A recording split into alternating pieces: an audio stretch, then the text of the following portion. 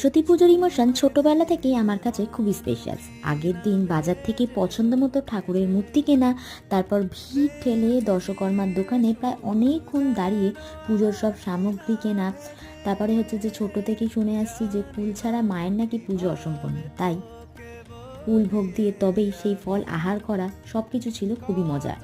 তারপর বাড়ি এসে ঠাকুরকে বসানোর বেদিটাকে সুন্দর করে সাজিয়ে ব্যাকগ্রাউন্ড সাজানো, আলপনা দেওয়া, সব কিছুকে ঘিরেই ছিল খুবই আনন্দ।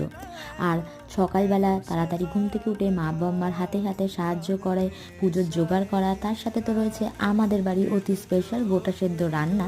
সব কিছুকে ঘিরেই রয়েছে বেশ এক নস্টালজিয়া। তাই এবারে বিনা বন্দনায় থাকছি বাড়ির পুজোতে।